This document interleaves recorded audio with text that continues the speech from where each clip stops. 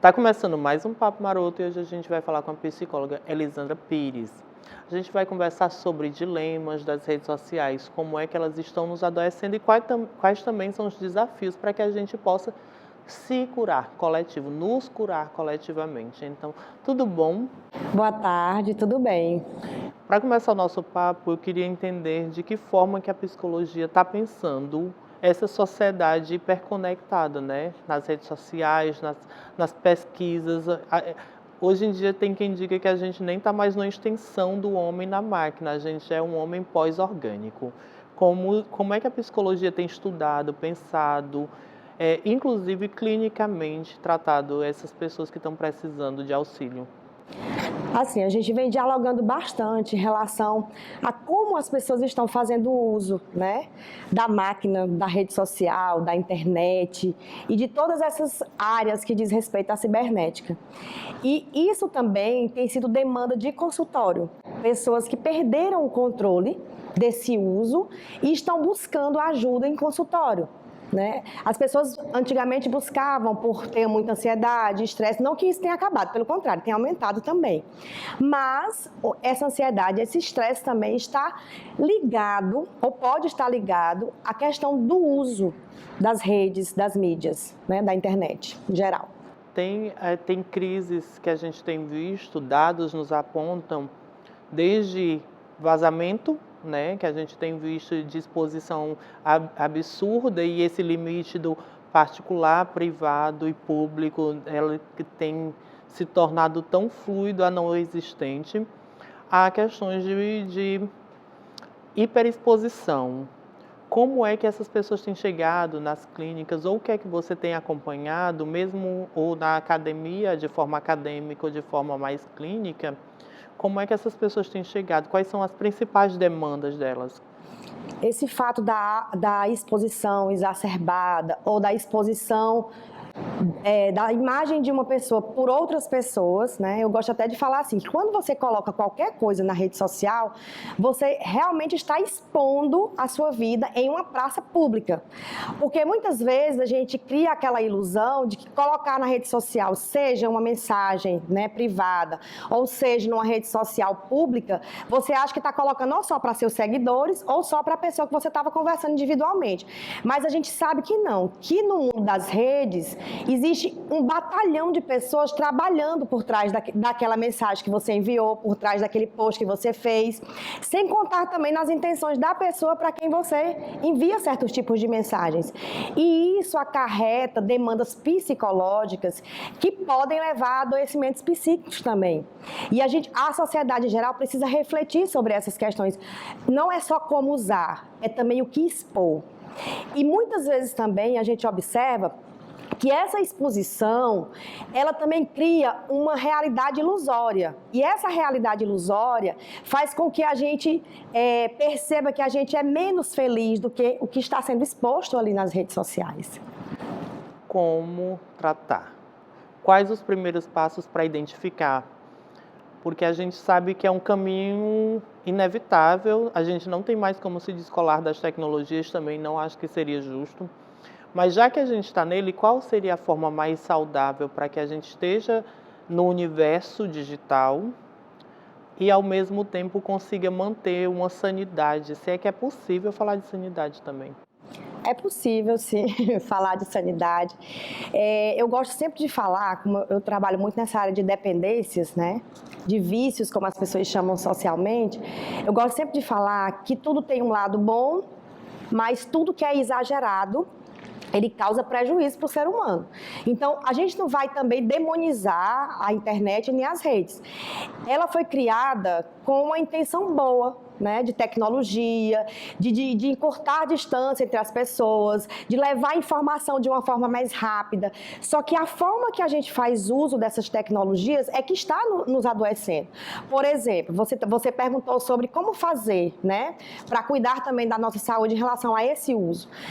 Por exemplo, se você está acordando de manhã já com o celular na mão, olhando as redes sociais, Se você já vai dormir também, e antes de dormir você precisa olhar essas redes sociais, olhar mensagens de WhatsApp. Se toda vez que você percebe que você está longe do seu aparelho, ou do computador, ou do celular, né? Porque geralmente hoje o celular, ele substituiu um computador. E aí, quando você percebe que você está longe desse celular, você tem sintomas ansiogênicos e você fica mais acelerado, fica nervoso, não consegue resolver outras situações se você não tiver com esse aparelho. Perda de sono, problemas com sono, problemas de relacionamento. Tem pessoas que conseguem falar tudo pelas redes sociais, mas pessoalmente não conseguem falar. Então, as camadas, né? Essa percepção desses sintomas é importante. Por quê? Porque a rede social, ela dá um certo prazer, por mais que seja um prazer fictício, mas ela traz um prazer, que é o que nós trabalhamos em relação às outras dependências, como a dependência química, de psicotrópicos. Vai mexer aonde? Vai mexer na região de prazer do nosso cérebro também. Aproveitando essa tua fala, é possível a gente também criar esse paralelo com outros vícios? Assim, porque a gente sabe que cada um atua e tem uma frequência na sociedade diferente. Mas hoje, as redes sociais, as redes de troca de mensagem, elas podem ser colocadas nesse lugar de perigo equivalente? Sim, sim, a gente já tem vários estudos mostrando. Assim, nos manuais de diagnóstico e classificação de doenças de transtornos mentais, não tem ainda um diagnóstico para a questão das redes sociais, de troca de mensagens, não. A gente tem para jogos, né? Mas hoje a gente fala muito sobre dependência tecnológica. E isso está sendo estudado pelo mundo todo. Recentemente, a gente tem pesquisas no Canadá, no Reino Unido, nos Estados Unidos, e devem ter pesquisas pelo mundo todo relacionadas a essa questão, que faz sim a relação entre como o nosso corpo ele reage aos psicotrópicos, ou seja, ao uso de drogas, né, e a relação com a dependência tecnológica. Eles falam até que o sistema de recompensa do cérebro funciona da mesma forma, tanto na dependência de substâncias psicoativas, né, que são as drogas, como na dependência tecnológica. Existe essa comparação, sim. É possível também, aí fica aquela questão. Temos visto desenvolvido outros aplicativos para controlar o tempo dos aplicativos. Esses aplicativos ajudam de fato ou seriam só um paliativo? Qual seria o melhor caminho para ajudar a esse controle? O melhor caminho para a gente encontrar esse controle é o meu autocontrole. É o individual de cada um, né? Não existe assim uma fórmula. Elisandra, Jader, todo mundo, Francisco, vai fazer da mesma forma. Não. A própria pessoa precisa encontrar esse autocontrole. Esses aplicativos que são criados para controlar o tempo que você fica nas redes, ele também pode ser, né, um fator moderador, mas também pode ser um fator que vai trazer mais uma rede para que você fique ligado ali ou habituado a fazer uso, e muitas vezes pode também transformar em um fator ansiogênico, né? Onde é que está essa linha? Onde é que a gente encontra essa linha do desejo, do prazer e do vício? É através do autoconhecimento, né? Tem algumas características que a gente poderia dizer para quem está em casa, que começou a observar algumas características, também já procurar ajuda? Tem sim, foi isso que eu falei anteriormente. Se você percebe que você não consegue ficar sem a máquina, se você percebe que você já acorda com o celular na mão, se aquilo está atrapalhando seu sono, quantas horas por dia você está ficando ligado nas redes, né? A gente fala que a partir de 2 horas, algumas pesquisas, aliás, elas dizem que a partir de 2 horas por dia nas redes, e já traz um certo problema psíquico para as pessoas. Então, como é que a gente faz esse controle? A linha é o equilíbrio. Como é que a gente encontra esse equilíbrio?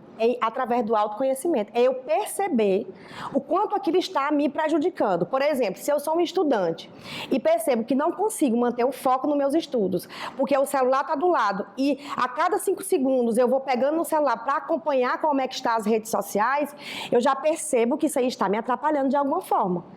Então, essa percepção, ela é individual. E o quanto isso está me atrapalhando também é muito individual. Que são as demandas que eu falei inicialmente que estão chegando no consultório. Aí a gente começa a perceber que a gente só aprende a caminhar caminhando. É uma experiência diária de se observar enquanto usuário dessas tecnologias e desses dispositivos. Tem uma brincadeira que eu costumo fazer com os entrevistados, que eu não comento antes, né? Que é, tem alguma pergunta que você acha que eu deveria ter feito, mas que eu não fiz e que você adoraria ter falado sobre o tema? Tem. Pois vamos lá, vamos fazer essa pergunta, você vai se responder. Eu vou fazer a pergunta e vou responder? Pois vamos lá. Assim, eu acredito que assim, durante esse debate, além de perguntar o como fazer, é falar para as pessoas assim, existe alguma forma das pessoas buscarem essa ajuda? Né? Existe sim, né? É só com medicação? Também é uma pergunta que as pessoas fazem frequente, muito, né? né? Muito frequente. É só medicação que ajuda? A gente precisa lembrar que muitas questões que envolvem adoecimento psíquico, ela envolve também mudança de comportamento. Eu já estou respondendo.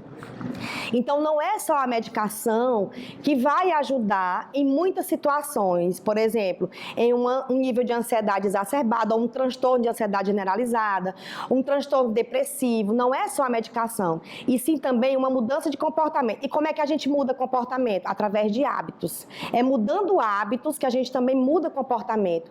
Então, essa questão da dependência tecnológica, se assim já podemos chamar, ou de você ficar ligado o tempo todo nas mídias sociais, ela pode ser tratada com medicamento a partir dos sintomas que ela vai aparecendo, mas também requer uma disposição do usuário para mudar hábitos. Né? A forma como ele vem lidando com essas mídias sociais, com os aparelhos que envolvem as mídias, as redes e a internet. Queria muito agradecer, aí a gente já fica com essa dica muito marota, para começar a pensar de que forma que a gente está consumindo as plataformas, de que forma que a gente está utilizando os dispositivos. Mas antes de voltar para o estúdio, eu queria pedir que você deixasse um recado para quem está em casa, para quando começar a perceber que está passando um pouquinho do ponto e está chegando no estágio de vício, o que fazer? Aquele recadinho para todo mundo ficar ligado. O recado e a dica que eu deixo aqui é que as pessoas busquem ajuda. A gente precisa quebrar esses estigmas em relação a buscar ajuda quando se tem um problema em saúde mental. Quando a minha saúde mental não está equilibrada. Então, vamos quebrar esses paradigmas. Saúde mental é para todos nós. Todos nós, humanos, temos as nossas fragilidades. Assim como a gente tem as nossas potencialidades, a gente também tem as nossas fragilidades, independente de quem somos. Então, todos nós precisamos. Se você não está conseguindo sozinho, busque ajuda de um profissional de saúde mental. Essa é a dica que eu quero deixar aqui.